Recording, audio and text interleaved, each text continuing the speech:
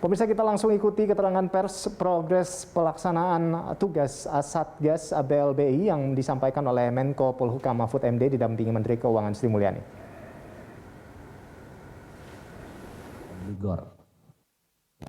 Nah, itu saja pengantar dari saya. Berikutnya biar kami silakan Bu Menteri Keuangan, Bu Ani.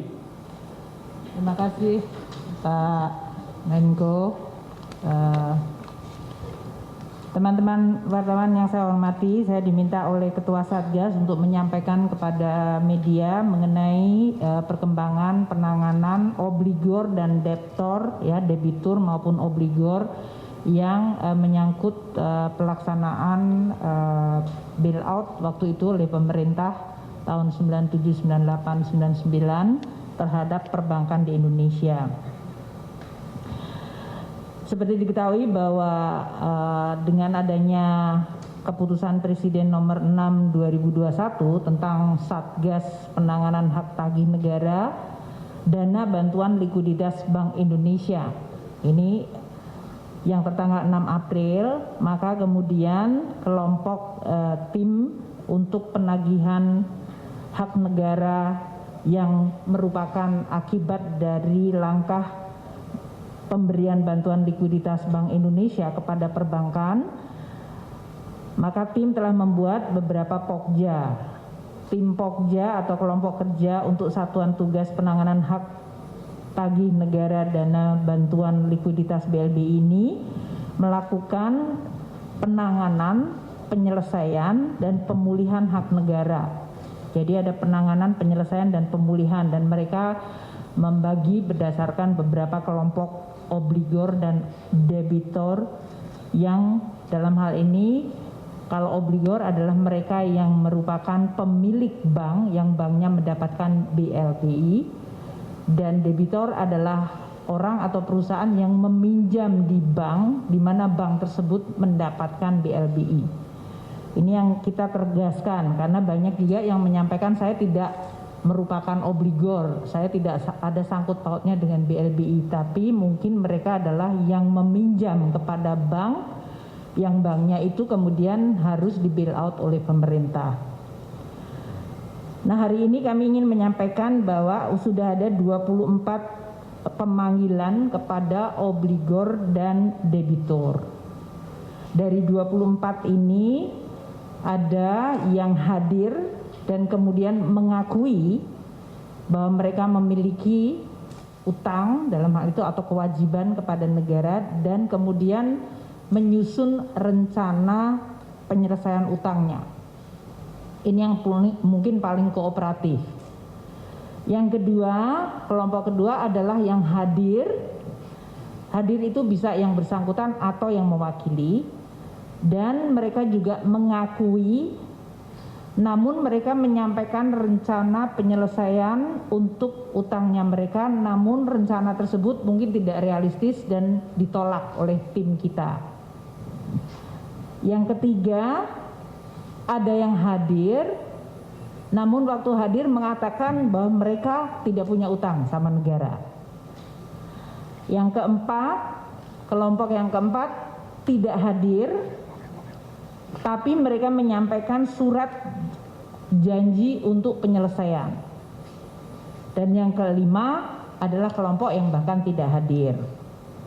Jadi dalam hal ini tim akan terus melakukan tindakan-tindakan sesuai dengan landasan hukum yang ada untuk tadi mengembalikan hak negara seperti yang telah disampaikan oleh Ketua Pimpinan Satgas, Ketua Bapak pimpinan Satgas atau pimpinan pengarah, tim pengarah Satgasnya Pak Rio ya,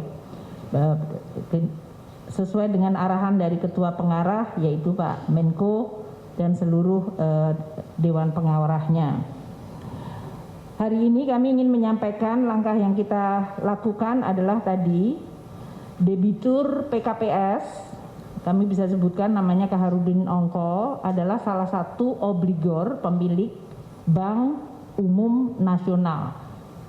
Dulu ada Bank Umum Nasional, mungkin kalau banyak wartawan di sini udah nggak kenal itu. Dan kita melakukan penagihan piutang yang sekarang ini telah diserahkan dan diurus oleh Panitia Urusan Piutang Negara.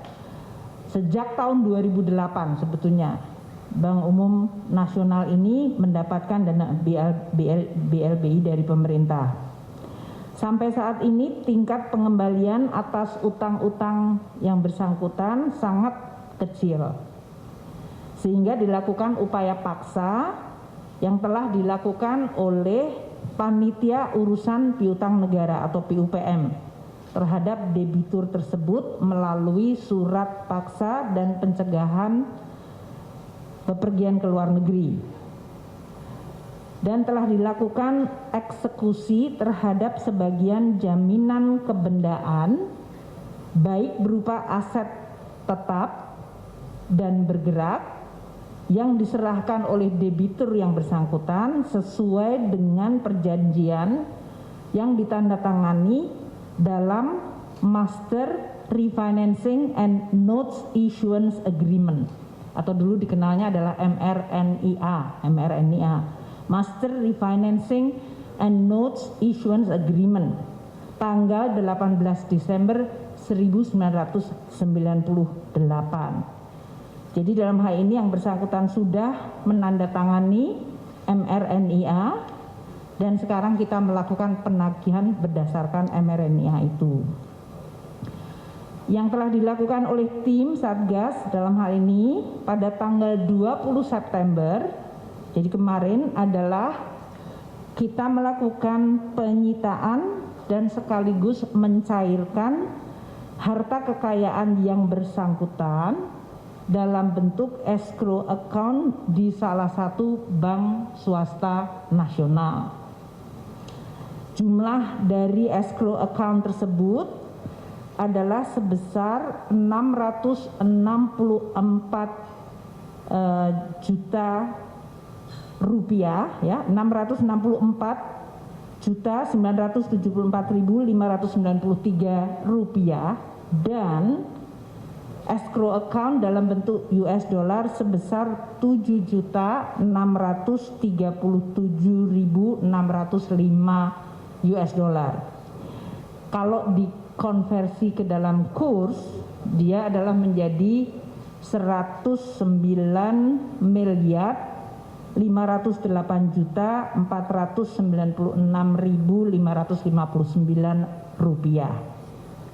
Ini adalah escrow account yang kita sita dan mencairkan untuk kemudian masuk ke kas negara.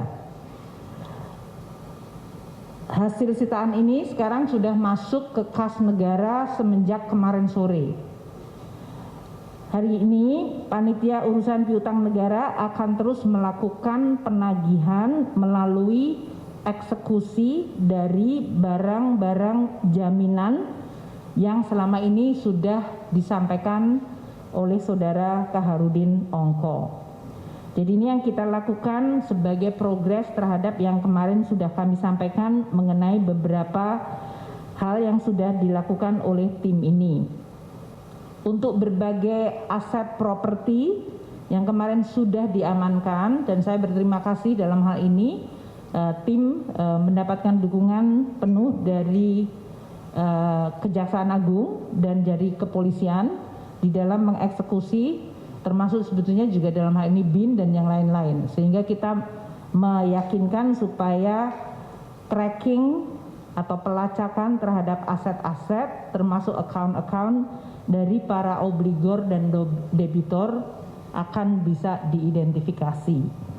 Seperti tadi telah saya sampaikan, ada 22 pemanggilan dan kita akan terus melakukan langkah-langkah sesuai dengan kewajiban terhadap negara yang harus dipenuhi.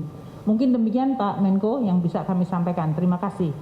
Terima kasih Bu Menteri Keuangan, Pak Menko. Baik teman-teman, kami persilakan kepada teman-teman untuk mengajukan pertanyaan kalau ada yang ingin bertanya. Saya persilakan. Dari mana Mas? Saya dari CNN. Dari CNN, silakan. Iya.